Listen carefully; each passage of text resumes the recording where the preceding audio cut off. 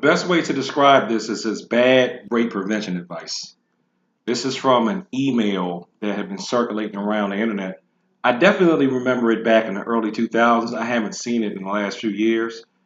So this is, I looked up karate on Snopes to see what urban legends was there. I particularly was looking to see if the legend about registering your hands as a weapon once you get to be a black belt was there. That one wasn't there, but this one is. I'm going to put a link to the article on Snopes in the description. I'm going to go ahead and pull this up. You're not going to see it on the screen. Uh, I'll read the claim though. The claim is that heeding the advice given in a popular email message will keep you from being a rape victim. Okay? If you've seen this before, you know that you've heard this advice before when talking about preventing rape. That number one thing rapists look for the potential victim is hairstyle, telling you to go after that they go after women that have a ponytail, bun, or braid, or some type of hairstyle that can be grabbed. Women with short hair aren't as common targets. Clothing is the number two thing they look for. They look for clothing that's easy to remove. They look for women who are on their cell phones, searching their purse, who are distracted. I'm pretty sure some of you have heard this as standard rape prevention advice. The most common type of day to be attacked is between 5 and 8:30 a.m. And then women are usually abducted from grocery store parking lots and office parking lots and public restrooms. And it says that men are looking to grab a woman and quickly move her to a secluded location. And let's see, if you put up any kind of a fight, they get discouraged because it only takes a minute or two for them to realize that going after you isn't really worth it because it would be time consuming. And then what's the other one?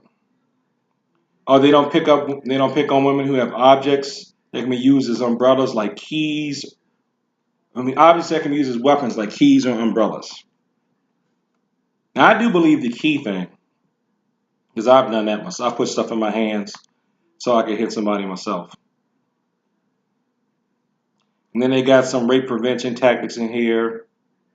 Oh, here's one that sounds pretty dumb. If you're grabbed around the waist from behind, pinch the attacker either under the arm, between the elbow and armpit, or in the upper thigh hard. One woman in a class, this guy told him she used the underarm pinch on a guy who was trying to date rape her, and was so upset she broke through the skin and tore out muscle strands. The guy needed stitches. Yeah, it hurts, but that was one I've actually tested before. And if the guy's got a decent pain tolerance like I do, that doesn't really work. You need to go after structural weak points and Q-show points that are more guaranteed to get a response than trying to pinch some skin. There are no pinch points in Q-show jitsu. So you need to fall back on the Taekwondo structural weak points or the Q-show jitsu pressure points. Now, according to Snopes, this was started in January 2000, and it was claimed to be written.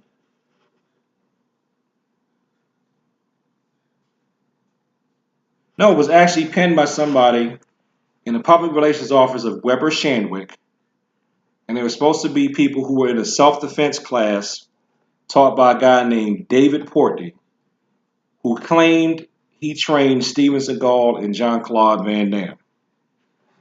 I've never heard of David Portney. So, I mean, knowing then what I know now, that sounds kind of weird because I would have heard of David Portney if he trained those two. Okay, I'm going to go through all the debunking because you know Snopes. First of all, Portney really, I'm paraphrasing here, he refused to drop information on what he taught, and he was demanding outrageous interview fees, like $1,000. And this I'm going to read word for word because I think this characterizes some of the people I would consider to be a bad martial arts instructor. If, however, this Weber Shandwick employee's email describing what he teaches is accurate, Courtney should be characterized as a fear merchant vending false information to those anxious to feel safe. And that's what a lot of people do when they're selling self-defense and martial arts classes. They are the minority, thankfully. But they try to give you a guarantee and about something that works. And when you just level with people and try to tell them, if you're leveling with people and tell them that there are no guarantees in this life, they look at you like there's something wrong with you. Instead of just facing the fact that life's unpredictable, there are things that you can do to reduce your chances of getting stuff, but there's no guarantees. And here's some good debunking. If rapists choose their victims based on hair lengths, on hairstyle and length of dresses, that's probably supposed to be dresses, it's news to those in law enforcement. They've never noticed this trend. Rape victims have short hair, long hair, no hair. They're young, they're old, they're short, tall, fat, skinny, feminine looking or masculine looking. They look like everybody. And they claim that rapists go after women wearing overalls is not true. Because it's not, they were saying in the email that you could cut overalls, but that's not true. I remember wearing overalls growing up in the country. Those things are hard to cut. Here's some truth. Rape is not always about getting sex quickly. Often it's an act of rage or punishment directed at a vulnerable person for perceived injustices done to the attacker by others. Okay?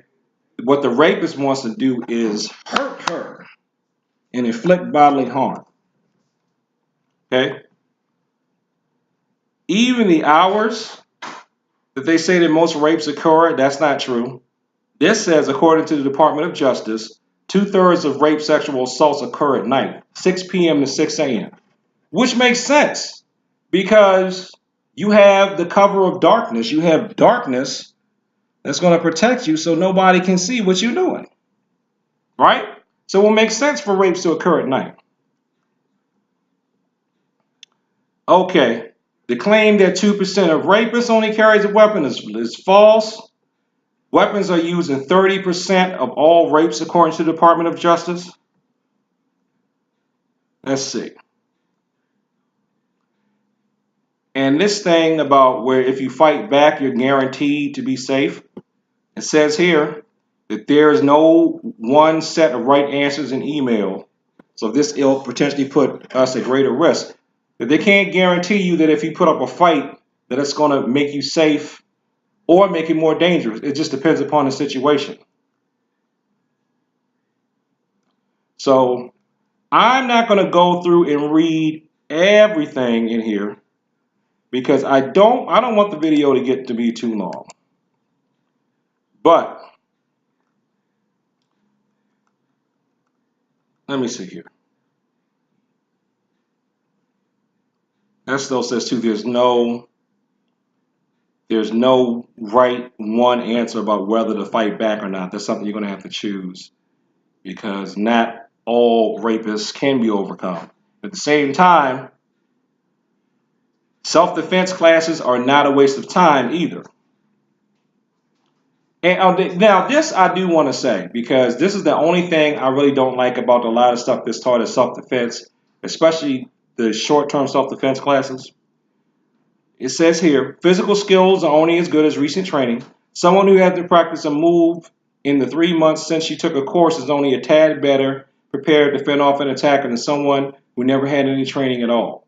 Worst of all, such training can lead those who have aced their courses to develop a dangerous complacency about their own safety, inducing them into a state of overconfidence where an awareness of their surroundings becomes a lost art, buried under the certainty that now bad things can't happen to them.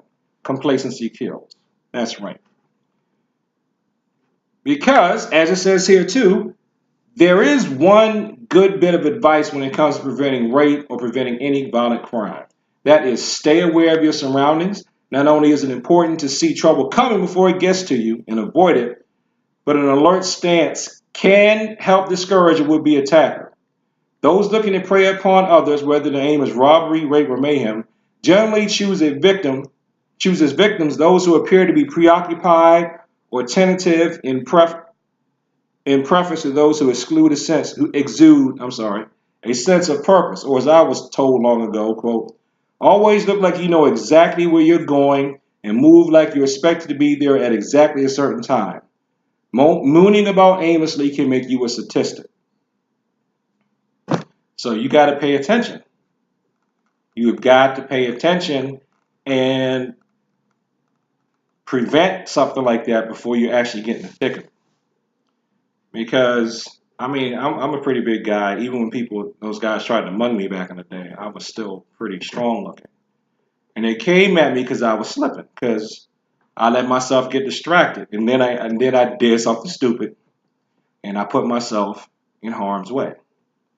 So I'm gonna put a link to the article below. Please take a look at this article. It's on Snopes as rape prevention advice. I'm calling it here bad rape prevention advice or bad rape advice, because it's selling people a false sense of confidence, to just a false sense of confidence to try to manage fear, because we want to guarantee that if I just do this thing that's not going to require constant effort or energy on my part, that means I'm going to be okay. And I know I look for quick fixes like that sometimes when it comes to dieting, and it obviously hasn't worked.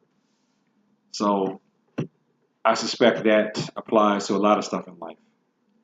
It's no just quick, easy answer. Some solutions require maintenance. And your own safety is something that you are going to have to work on. You're going to have to be vigilant if you want to maintain peace. And if you want to, you know what I'm going to say. If you're near me, I can help you. Peace.